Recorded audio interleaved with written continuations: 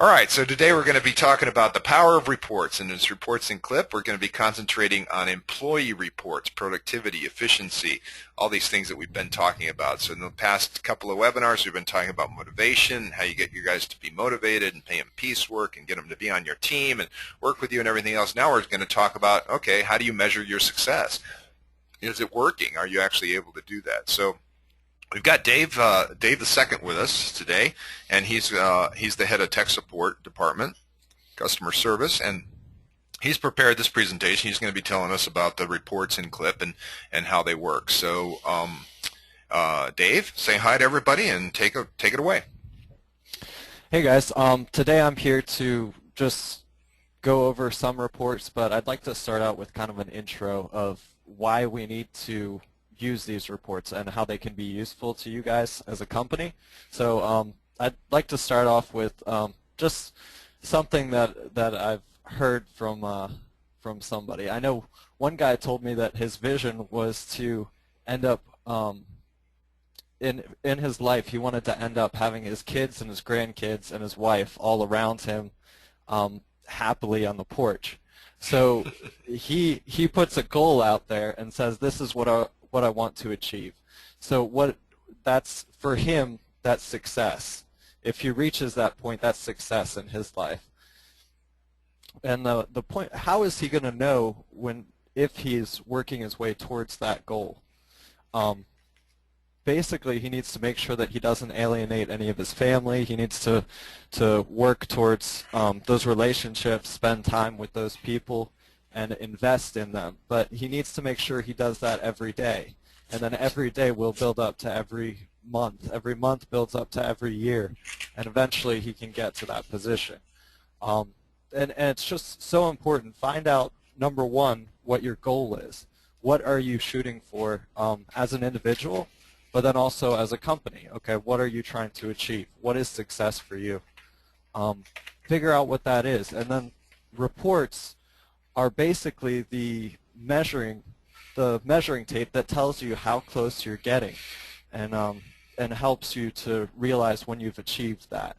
So that's why reports are important to you, both in your personal life with budgeting and keeping track of things, making sure that you invest time in your marriage, your family, and also in your company to make sure that you're moving forward, that you're not doing customers that don't appreciate your time, that aren't paying you well, and making sure that that you've got good employees and that they're on your side. They're trying to help you achieve your goals, and you're trying to help them achieve their goals. So basically, how do we measure success? That's really the question that we're getting at in this presentation. Here's a programming term that I'm sure you guys have probably heard in the past. It's called GIGO. And basically it's a principle that says, hey, if you put garbage in to a computer or a system, you're going to get garbage out. So if you're hiring bad employees, you're going to get bad service. If you're putting in bad information in the clip, you're going to get bad information out of clip. It's not going to be useful to you at all. It's a principle that a lot of programmers and stuff will use. They apply it to systems, and when you're entering data, you need to make sure that, if you started this job at 8:30, you put 8:30 there. If you ended at 9:30, you put 9:30 there. If there were 2 guys on the crew, make sure that you put them on the crew. Just really important to make sure that what you're tracking is accurate. So you're not going to know what you're tracking, whether you're tracking is accurate or not, unless you know what it is that you're trying to track. And so that's where it comes in, where you need to define what success is. What is your success in your company? Do you want to be able to walk away from your company? Do you want it to run by itself? Do you want to be able to have it be a $2 million company, $1 million company, a $5 million company? You have to know what that is, otherwise you won't know what it is. And then after that, you can start tracking towards that. But otherwise, you're tracking nothing. That's what you're saying? Exactly. And these reports are a way of getting to your goal. It's a way of helping you to achieve what you're trying to achieve. You're not in business just to, spend time cutting grass. You're trying to accomplish something. and you need to know, are you accomplishing that or not? So basically, you get what you expect, what you inspect is a business principle. If you're paying attention to it, then you're going to know what's going on, you're going to know what to expect, and you're going to know what to correct. Reports are like grades. It tells you if you're getting there or not. If you're trying to get an A in a class and you get a midterm grade back and you know that you're getting a C or something, you know you have a lot of work to do. If you're getting an A already, then you know you just need to keep up the good job, you're on the right track. You need to make sure that you're on the right track in your company. Reports will tell you that as you pull them every day, every week, every month, every year. You should be paying close attention to these things. This is you as a business owner or somebody in a management position. This is the most important thing for you to keep your eye on. You know, make sure the guys are getting out there doing the work, and make sure you know that they're doing the work. You know that it's profitable, that the system that you're running is profitable. One thing that I heard a lot in business school is that we need to make sure that our goals are SMART goals. SMART means specific, measurable, attainable, realistic, and timely.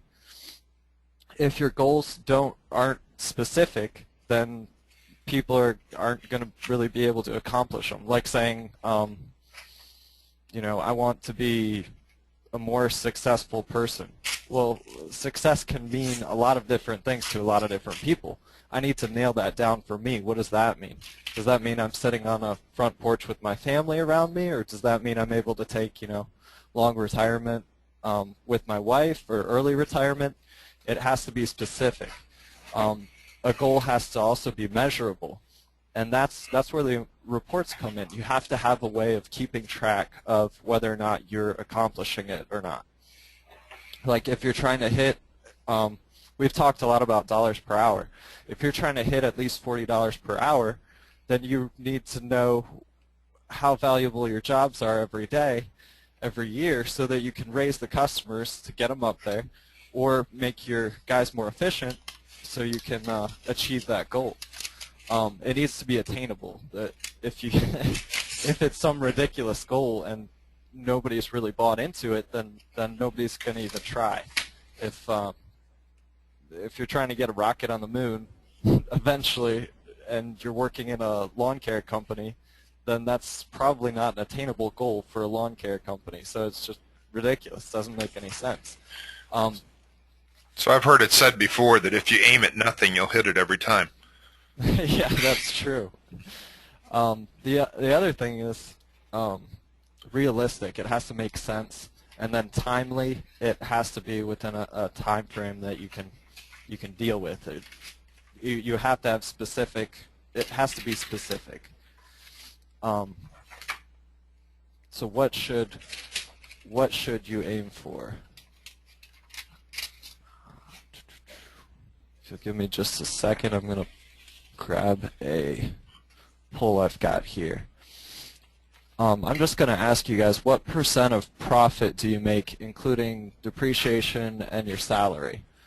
A lot of people that we've talked to don't really understand what their profit is. So I just want to see where you guys fall in that, and if you know or if you don't know, and about approximately how much. And keep in mind, you have to pay yourself, and you have to pay for the equipment that you're going to buy in the future. Paying yourself is the salary part. The depreciation part is making sure that you can buy more equipment later. So those have to be factored in. If not, make sure you get an accounting system where you can track that. Okay. So it looks like we've got 9% of people that lose money that need to adjust their systems, something really needs to change. They need to track that, figure out why they're losing money, and change it. Well, that's advantageous for taxes, though. That's true. Yeah, but you can only do that so long before you don't have a company. That's very true. Very true. 36% of people are in the 1 to 5 range. Another 36 are 6 to 15%, and it looks like we've got 18% of you guys that are making 16 to 30. So. Okay, so a lot of you guys, some of you guys are on track, and some of you guys need to do some work. So, especially the people in the 1 to 5% range, you can feel very comfortable with where you are right now. But if you can find out what's inefficient in your company and change it, you can get to that 16 to 30% profit without changing too many things. I mean, it's doable for you guys, for sure. So what should you aim for? Reports basically will tell you about your business. They help you know, what do your customers think about you? Do you need to raise your quality? Do you need to cut your prices? Basically to answer those questions for you. What do you need to focus on in your company? What are you focusing on too much? What's most important to achieving your goal? Number one, have the goal, but then number two is measure it. Where do you need to grow? A job costing report can show you, hey, these neighborhoods are efficient to me right now. These ones aren't. And you can figure out which type of neighborhoods work well with your system, with your company, and where you can expand into, and where you really need to stop trying because it's just too far away, too much travel time, those types of things.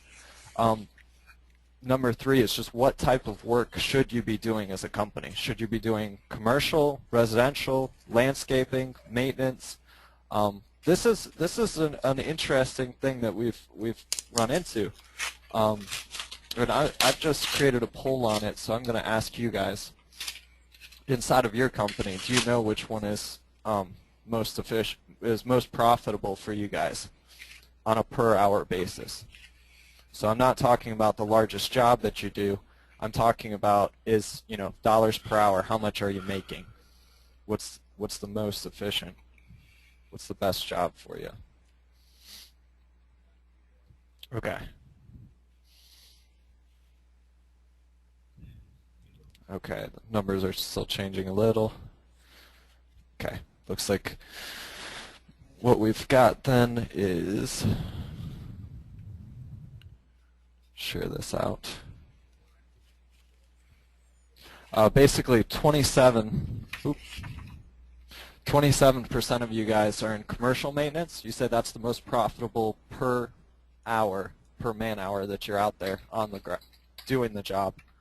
20% say commercial landscaping is the most profitable for you per hour. 33% say residential maintenance. 13% say residential landscaping, and 7% don't even know. It's interesting that on the other poll, where we had 1 to 5% of people, or we had people that were losing money in their company, was about 9%. And on this poll, it's about 7% that aren't sure. So maybe the two are related. I'm not sure, but well, the two are definitely related. I don't know if it's the same people though. But if you don't know what you should be expanding into as a company, or what's the best for you and your system, based on reports and stuff that you pull and numbers that you keep track of, it's gonna be very, very hard for you to be profitable, especially as you grow. A lot of companies, I think, tend to grow real fast and don't keep track of reports and things, and don't get their system running well, and then start struggling when they get to be a larger company because they don't know what they should be doing. And this poll kind of lines up with what we've seen in a lot of different companies that we've talked to. It's typically residential maintenance that's the most profitable and the most steady too. So, now, one of the things we found out in CLIP was that we really like the smaller residentials. Now, part of it has to do with the equipment that we use and the stuff that we're most comfortable with. But we like the smaller residentials, and we like the newer type of housing developments. And part of that comes into play when you're doing leaves, because if you have newer housing development, you've got smaller trees. Now, some of you can't do that. Some of you are in old neighborhoods and you've got lots of big trees and stuff like that. But we found that we haven't been able to get that done very well, to do make money at leaf removal. So we just shy away from houses that have a lot of leaf removal, and that way we keep on tweaking it and getting better and better and better. So that's part of it, identifying your best customer, right? Yep, definitely. And some of those jobs that we don't like to do, we don't want to have to estimate because we're not really sure. We just charge them a time and materials. It's like, hey, we're trying to make $40 an hour, so we'll charge our customer $40 per man hour that we're on their lawn if they want us to do something like leaf cleanups or something like that. That's not really what we're trying to aim for. Reports also, reports show you what you're doing right. It's like having an in-house, somebody come in from a consulting firm and like look at your specific information. Whenever you go through your information, you're basically doing some consulting work on your own company. And along these lines, if you guys have colleges near you, I'm sure you could get some poor finance student or business management student to come in and run some numbers. I'm sure they'd be happy to just see some of the stuff that they see in class in a real company and be able to apply some of it, and maybe you'll get a couple good bits of information out of that. So I know at the school where I went to, you were able to post things on a job application board. So you could post an internship there and see what you can find. Maybe you'll get some good information. Just an idea there. Does your system work? You need to know if it's working or not. Before you can fix something, you have to know that it's not working. You can only know that if you can measure it. So for example, a mower manufacturer, down the road there's a mower manufacturer. They inspect every machine that comes off the line to make sure that it's all right. If a hole is being drilled out too large, they go back, they inspect the machine first to find out that there's an issue.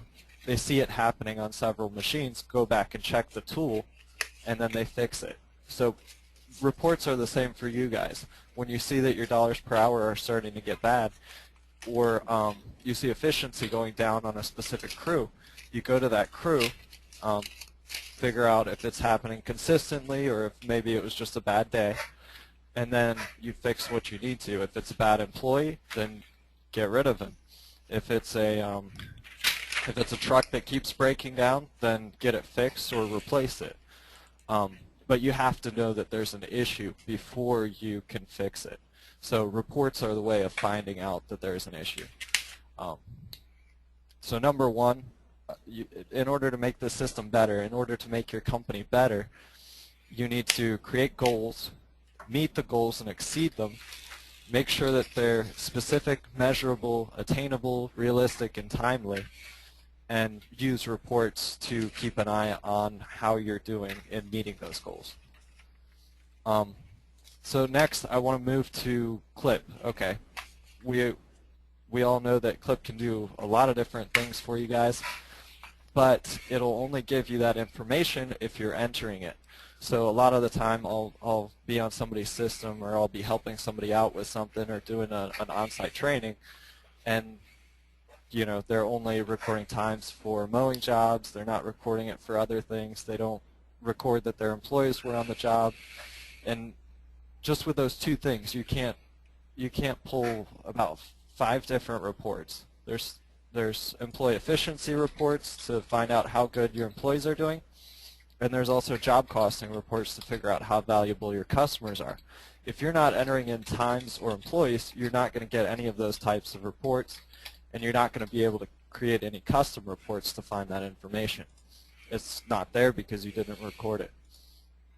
Also, both of those things lead to man hours, and check out that money by the hour. Figure out what your man hour cost is so you know what you should be charging per hour.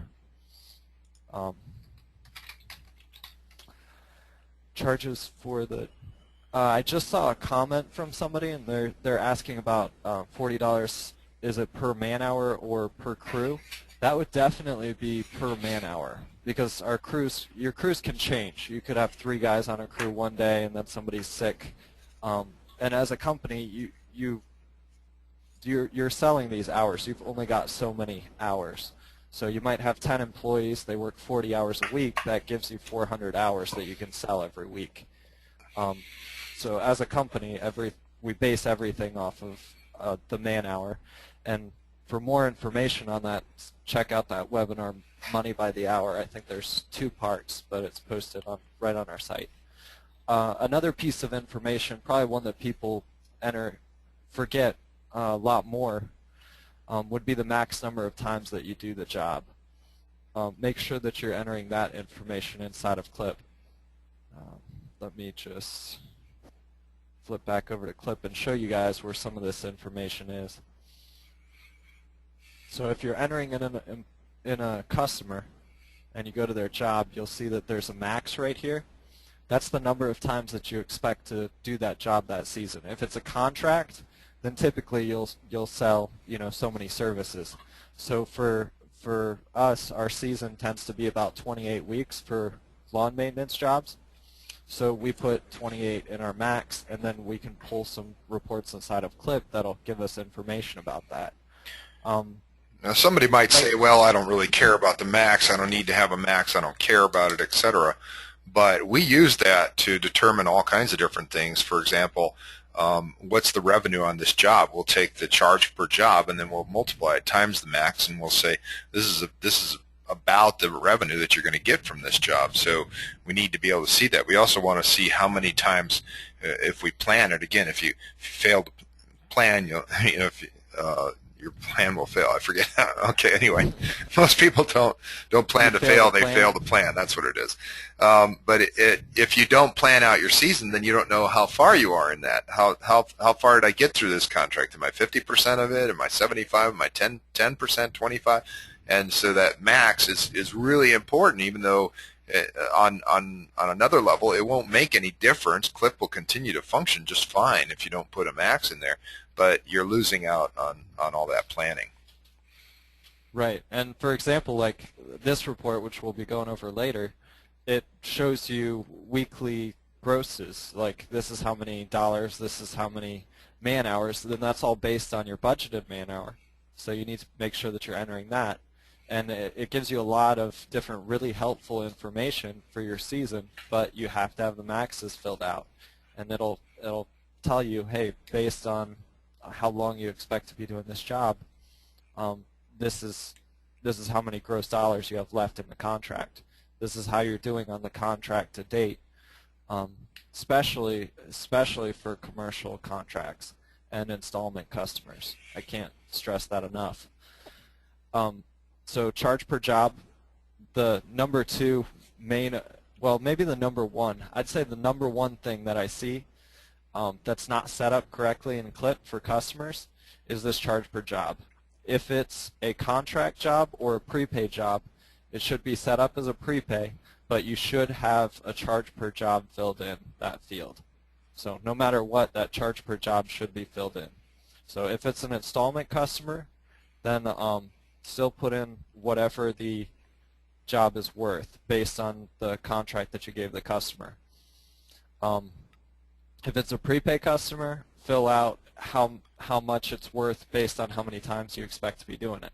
So if they prepay $2,800 for the season, then we divide that by the number of times we expect to go there. That would be $100 charge per job. Make sure you're filling that out. Number 2 thing that I probably see is the man-hour rating is not filled out. So check out our past webinar on that, and that'll give you information about how to do it globally.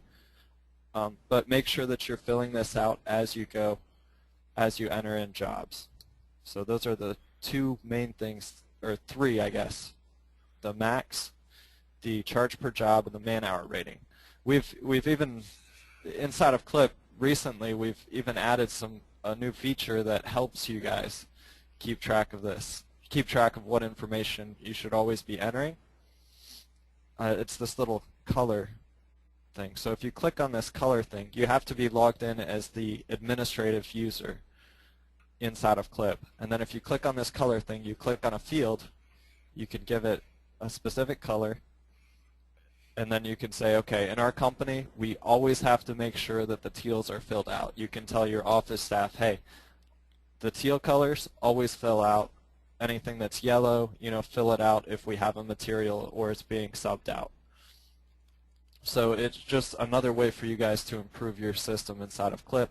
Make sure that you're tracking these things so that you can pull these reports later. Another key thing is set up your pattern jobs with categories and all the information. So here under my pattern job, I have it's a lawn maintenance job that I'm looking at. I go to the job details screen. This job category should be filled out as lawn service or whatever it is.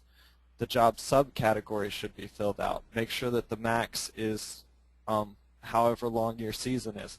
That way, when you copy this job to a customer, all that information will already be filled out for you. And if it's different per each customer, then just change it as you add the job.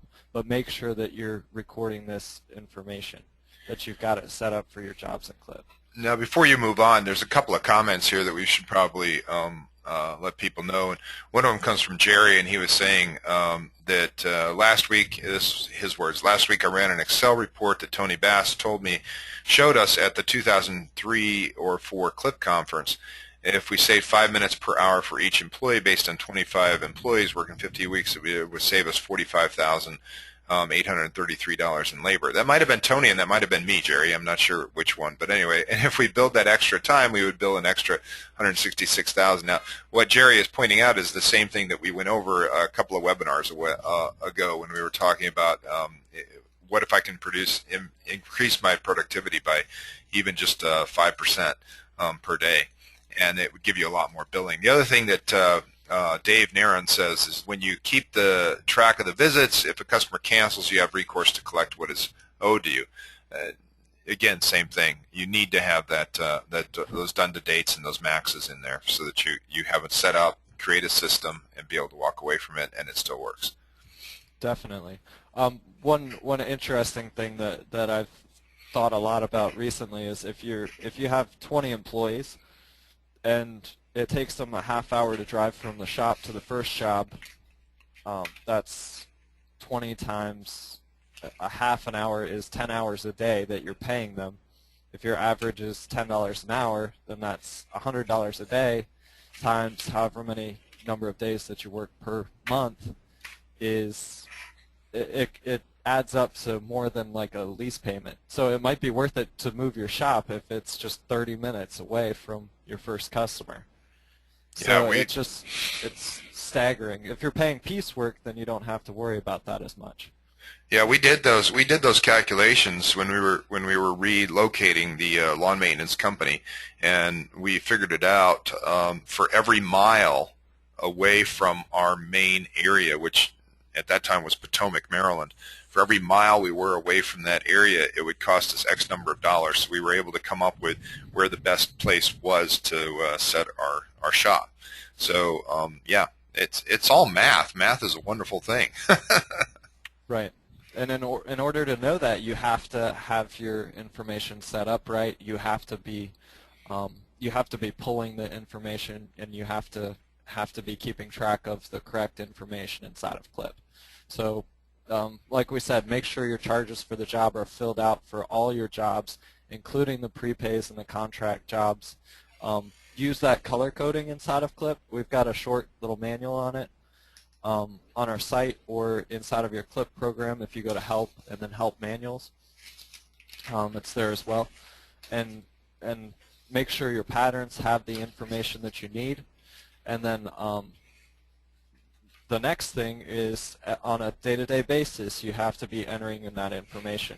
Make sure you're entering the employees that were on the job, that you're entering employee information. Make sure that you're entering the travel time, or you're having Clip auto calculate the travel time as you record the jobs as done.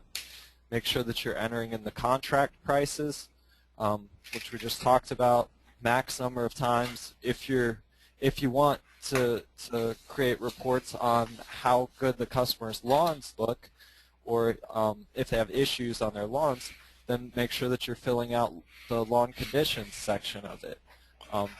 for programs and rounds, if you're required by state, make sure you're filling out the wind directions, the temperatures, all that information. Clip can keep track of it, but you've got to enter it.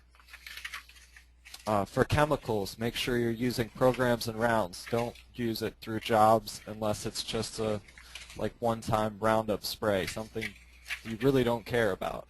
Otherwise, make sure it's in a program. Your 7-step fertilizer programs should be set up in programs and rounds. It keeps track of material costs better. It keeps track of what you were doing on the job better, and it's streamlined for that specifically. It'll help you with entering and keeping track of that information. And there are a ton of reports that we've recently come out with for programs and rounds. Again, are you entering the information in record work so you can get to it later? A couple of things that I really need to make sure I stress. Enter information, make sure the information's accurate. Make sure you understand what you're entering. We have a lot of quick start guides inside of CLIP under the help/help manuals section, and those will give you a hand. The second thing, I'd like to do a quick poll here before I go on to the next part. So let me launch this here. Basically just asking you guys, how much time do you spend recording work each week? So on a weekly basis, how long does it typically take you to record work? Okay, just give you guys a minute to vote. Okay, so about half of you guys say it's 1 to 3 hours. 30% are in the 4 to 6 hour range, 16 in the 7 to 9, and 11% of you guys are in the 16 or more hours. So I'm not sure if those are the larger companies. I'll just share that real quick.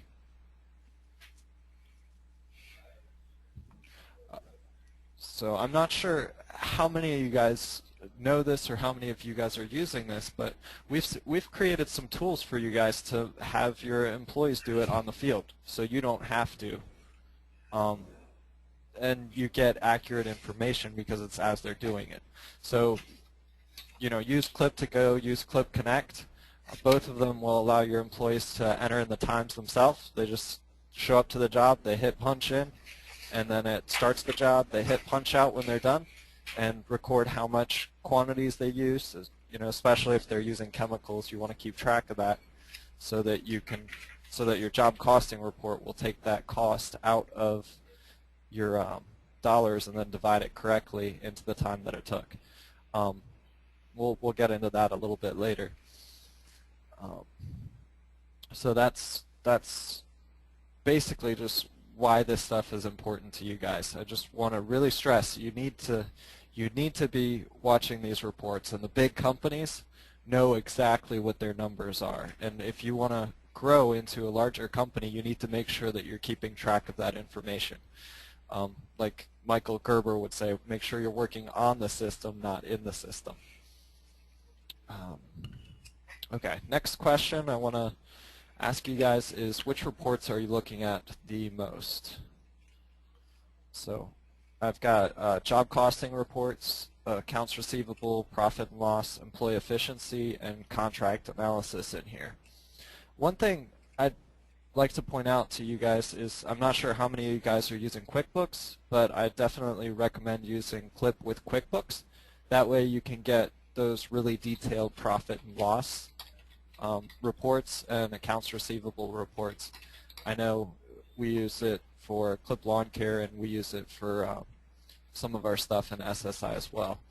And it's just a good way of keeping track of the more financial parts, not the job costing or the employee efficiency, but a lot of the like profit and loss statements in general as a company, and accounts receivable for your customers.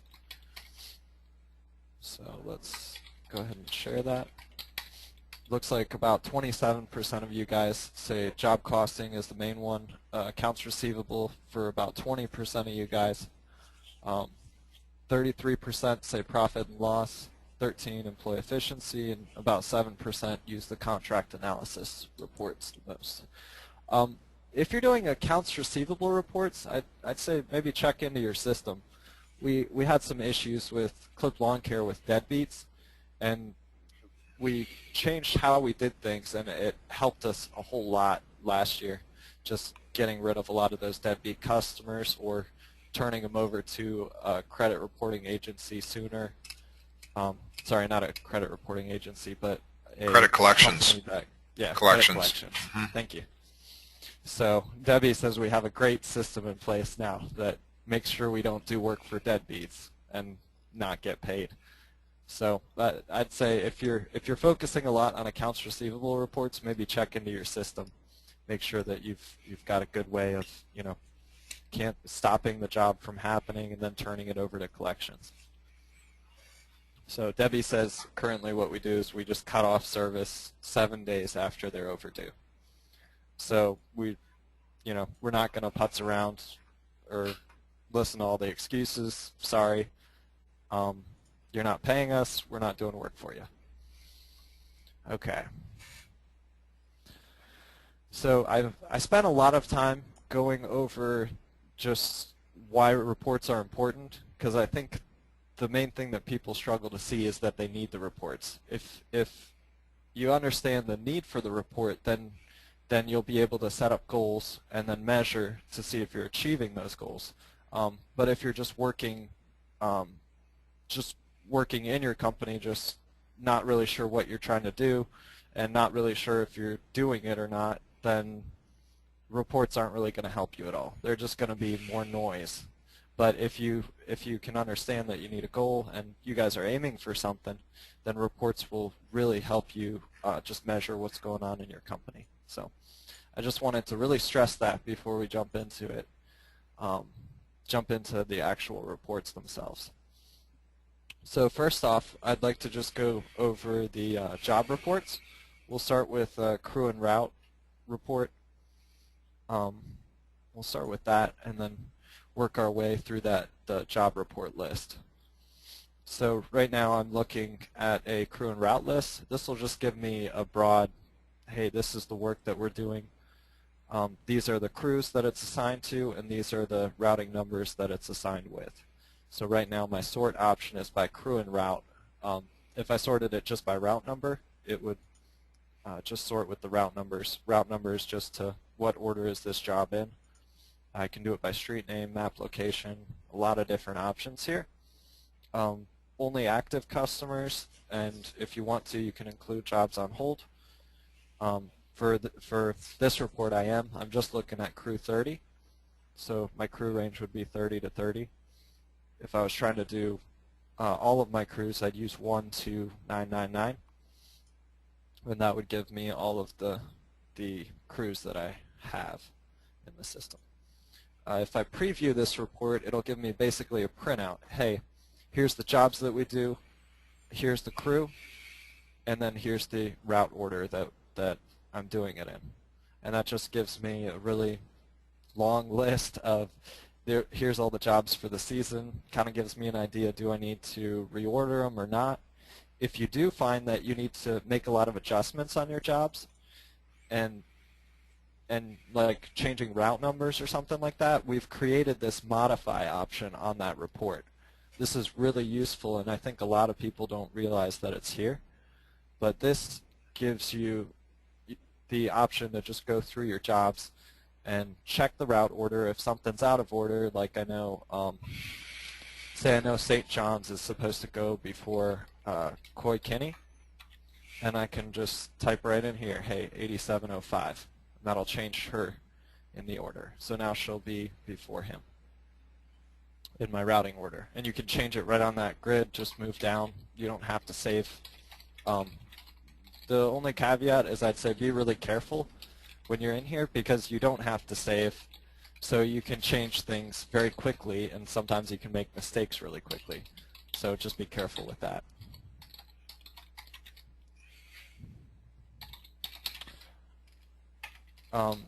I think somebody was asking me what's the system that we use for collections. Basically, when I say system, I just mean the method that we use.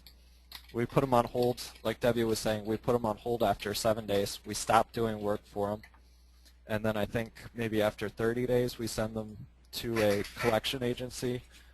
Before we do that, we call them a couple times. Okay, Debbie says it's actually 90 days, so we give them a little bit of time, but we'll call them a couple times and try and get payment before we actually turn them over. But we will stop doing service pretty much right away. You know what amazes me, Dave, is that there are so many companies that I deal with that are so reluctant to lose a customer when the customer doesn't pay. And it's when you think of it, this thing came to my mind a number of years ago. It sort of clarified everything for me. But here's the question that you have to ask yourself: how many non-paying customers do you need to be successful? And just think about that. How many non-paying customers do you need to be successful? And that's success in whatever way you want to define it. But the answer for most people is going to be none. I don't need any non-paying customers to be successful. And yet there are so many companies that are so reluctant to fire the customer when the customer doesn't pay. That's I don't know what you're doing. Why are you still there? Why are you doing that? It's not a hobby. This is a business. Exactly, and if you've got a goal, then you know, hey, these customers aren't helping me get to this goal. When you pull like a job costing report, you can see, hey, these customers aren't helping me get to this goal. It's time to get rid of them. They're too much of a pain to deal with, or they're not paying me enough. And you can make money, make more money just by getting rid of customers in some cases. So it's important to keep track of this information, know what's getting you to your goal and what isn't. One other thing I'd like to point out on this modify option of this report is if you click and hold a field, like right here I've got the charge, and I'm just going to drag it over. Just do a left click and then hold and then drag. And this will work on your customer list if you want to see a certain piece of information, or on your job list if you want to have your information kind of lined up a certain way on that grid. You can do that. So now I can see, okay, hey, I want to have my route, crew, and charge. That way I can, adjust the charge or something like that if I need to on this screen, or if I'm working mostly on the map locations, maybe I do route, crew, and map location, or whatever. And that's why we include all this information over to the right. So use this scroll bar and scroll over there, grab a column if you're working mostly on that, and adjust it. Or if you want to see your schedule, you can grab the frequency. And you can do that in the job screen, and in the customer screen it'll stay that way. So I definitely use that. That's another tool that we've got there for you. If you guys have any questions on the crew and route list and how to modify it, then just let me know. Otherwise, we'll keep moving on.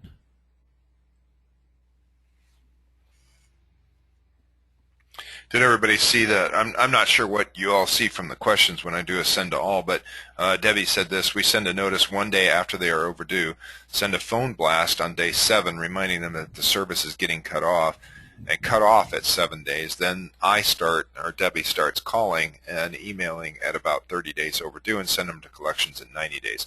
So that's the system that we're using, and we pretty much stick to it. And it has reduced our receivables a lot from a couple years ago. Yeah, so find out what the problem is and then work on it. So we looked at some of our reports. We're like, wow, we have a lot in uncollected in accounts receivable. We need to do something about this. And that's when we said, okay, our new policy is going to be, we cut them after 7 days. That's it. Last time that we're going to be doing any service with them unless they pay, and then give them phone calls, get in touch with them. If they give us the money, great. If they don't, okay, well, at least we didn't do too many extra services for them. So next report that we'll go to then is going to be the jobs work projection report. And when I come here, you've got a couple different options. You've got your start date, stop date, and basically this is a work projections report. You're trying to project what's going to happen in the future. It's useful for like keeping track of your scheduling, how many, as you're getting ready for the next season, maybe do I have too many customers scheduled on Mondays? Do I have too many scheduled on Fridays? What's my work going to be looking like? If I were to pull a route sheet in a month, what would it look like?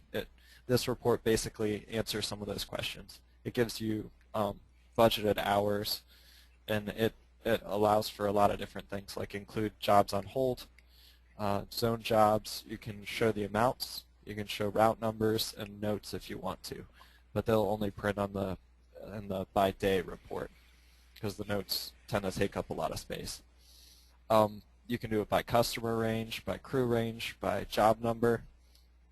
It's so important to make sure that your job numbers are accurate. Like all of my job ones are lawn maintenance.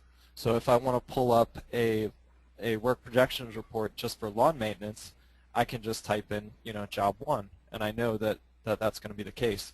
A lot of the time we'll go to do a site visit and we find somebody has a lot of different job 1s, and they just change the name. So now they have a job 1 that's lawn maintenance, another job 1 for another customer, and it's a spring cleanup. And so now you have no idea what jobs you're going to be getting if you just pull job number 1.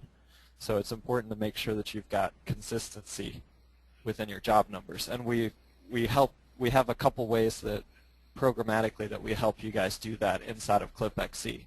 So we're always making things better and helping you guys be more accurate with your data. So we've made some changes in kind of the background to help you guys out with that. Okay. So when I pull this report, if I do it by day, it'll show me. This is kind of odd. We've got a couple of days that are allowed to be scheduled on Sunday. So for Sunday, April 1st, here's the jobs for crew 1. Here's the totals for crew 1, the total area, the total man hours that they have. They have about 6 hours. So it would be kind of a short day. For crew 3, they've got about 4.75 hours. And you can see the job number, customer number, address, job number, job name, route number, amounts, last visit, frequency, done to date, man hours, area, and the map location. So it gives you kind of a summary of what's going to be happening each day. That's why it's a work projections report. It's projecting in the future. So typically, right about now is when you'd want to be pulling some of these reports maybe for the beginning of your season, like March 1st for us, I think, is probably when we'd start doing some of our cuts. So I do 03/01 of 2012, and then run it for maybe a month. That'll give me an idea of what the work's going to look like if it falls on that schedule. The other thing is you can what your work's going to look like in this schedule. Now, some of this information you can also get from that calendar button that's behind your report there, and that shows it more in a graphical way. I think most of you have been using it. That allows you to adjust your no, not that one. Calendar back in the main menu. Don't do it now. We'll do it later because that'll be adjust schedule. But right. But this is better. I grant you, it's not as graphical, but it's better because it gives you a lot more information. You have totals, subtotals, etc. Whereas on the calendar, you don't get those. And then you were about to do the print preview by customer. I've seen some of our companies that use Clip has used this one to actually print this out at the beginning of the season and give it to the customer, saying, "This is our plan for you for this whole next season," and it would show you by customer each one of the visits that you have planned to make on their property. And do they use it? Is it going to make a big deal to them? Maybe not make a big deal to them, but on the other hand, it does show them that you're in control. You have systems, and they respect you as being a lot more professional than just, hey, I'm going to go out there and cut your grass. So Right. that's just another use for that one. And some commercial accounts might require you to say, hey, this is how many visits we're expecting to do. And this way you can say, hey, we're fulfilling that requirement. This is how many visits. This is how much it'll cost us. This is how long we expect it to take. And these are the days that we're expecting to be there. Mm-hmm. And for a commercial account, you can just kind of blow them away with, hey, we've got the information that you wanted and more information too for you. So, and one thing I want to point out, this is a lot different. This work projection report is a lot different than that adjust schedule feature, because this work projection report is showing you in the future. Adjust schedule is just showing you to whatever date you refreshed. So on an adjust schedule report, you wouldn't see this lawn maintenance job show up 3 times. This is an estimated schedule. This is when we think it'll happen if we don't get any rain days or anything like that. That's true. The adjust schedule only shows you one cycle at a time, right? Correct. Right. So it would only show me the April 1st visit. It wouldn't show me that based on the schedule, this would show up again on April 5th, again on April 9th. So this is really for looking forward, and that's another reason that you need to have those maxes filled out, because this work projections report will say, okay, well, I've hit 28 times. We're only doing about 28 cuts. This is when they fall, and this is when they should be scheduled. This is when they should happen. This is how much they're worth. So make sure you're filling out that max number. You can also print out the calendar. Now, trying to print out a column with like 50 customers gets a little crazy.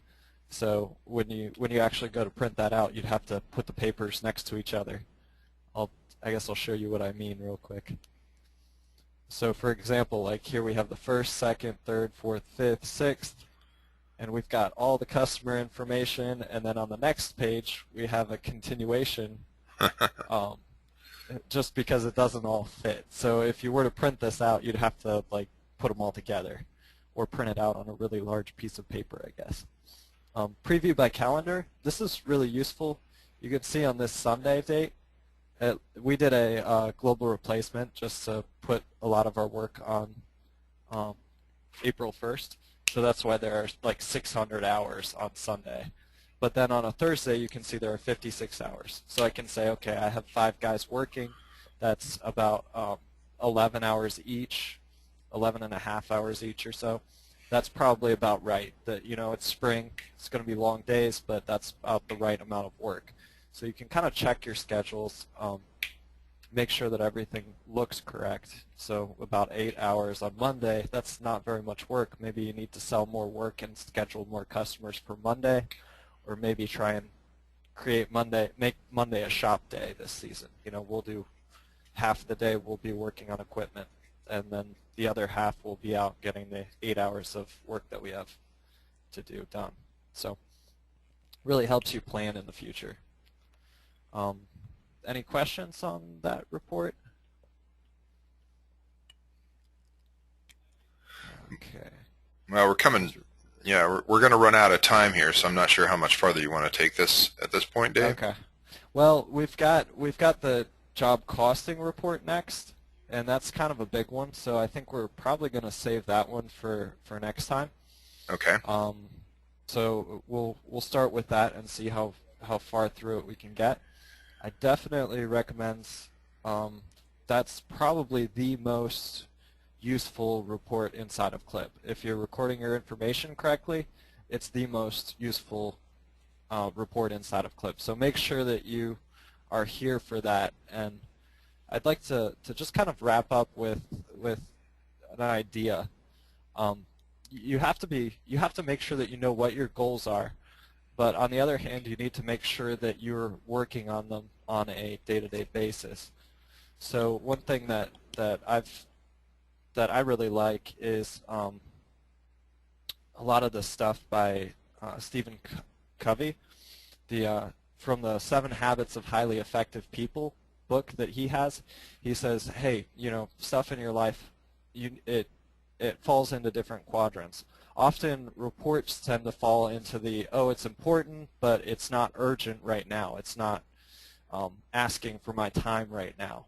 So you tend to put it off until later. But if you keep putting it off until later, then eventually, like with our collections thing, if you don't take care of that problem, eventually it'll get to the point where you're not making any money because all you're doing is serving deadbeats. So you need to make sure that you solve those problems and find those problems when they're not urgent yet, when your company is not on the edge of bankruptcy. You need to make sure that you've got those goals, that you're planning, and that you really focus on that. So yeah, I guess I just really want to push that. If you haven't read it yet, then I definitely recommend reading the 7 Habits of Highly Effective People. Talks a lot about time management and how to make sure that you're working on the most important things in your life, and how to create goals and then achieve them.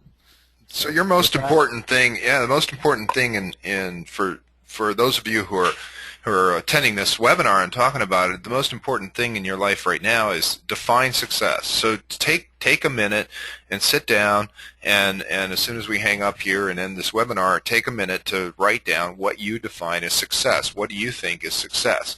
And write that down. And then when you're done with that, see, we're working all in this quadrant 2 here, the not urgent but important stuff. When you're done with that, now write out some of the things that you need to get in order to have that success. And if you have those, then as we go through these reports, it's going to help you to hone that in and to make sure that you actually do get that, whatever it is that you're calling success. And you know, there can be small little things, small little goals, as well as big ones. And the small ones might be, I want to reduce my accounts receivable. Debbie had told us on these questions that our accounts receivable is down to below 1%. Well, even if it's at 1%, you think about it, that's 1% of profit. That's pure profit that you lost in your accounts receivable. So don't lose that, because let's say we're running at 15%. If we only lose 1%, that means we could have had 16%. And 16%, 1% of profit is a huge amount on a company. So take your time now. Write out what is success, and then write out a couple of the steps that you would take to get to that success. And then what we'll do is we'll pick this up with the job costing report, because I think that one will really hone you into how do you get to the success that you've laid out for yourself. Okay, so watch your emails. Do you have anything else, Dave? I think that's pretty much it. Again, job costing is probably the most important report, so make sure that you check that out. Definitely recommend that book. Personal goals and company goals. Figure out where you want to be, what you're trying to shoot for as a person, as a company, and if you want any help with that, we're pretty booked up, but site visits, we can help you guys make sure that your clip is in order, that you're tracking the right things, that your reports are good, and that type of thing. So, yeah, we can still probably squeeze in a little bit of site visits, particularly if anybody wants to either come here, or if you want to just get us for a few hours, get one of our guys to spend time with you doing on a take a few hours. And yes, this webinar is recorded, and we will post it onto our website. Just go up to the website, go under Support Webinars, and there it will be. Dave asks, any site visits on the West Coast? We've been to the West Coast. We'll travel anywhere. So if you're interested in that, Dave, make sure that you call us, talk to Debbie. She's the one that schedules all the site visits. She'll be able to tell you whether you can do that or not. So all right. Well, thank you very much. Thanks for taking your time here. Hopefully this is helpful to you. I know we're going a little slow, but it's slow and secure. So we're trying to get all this information out to you in a nice and concise manner. We'll be watch your emails. You'll get an invitation for the next webinar that we'll be doing. It'll be sometime next week. Have a great weekend, and remember that your success is our business. So have a good one, and we wish you all the best success. Bye.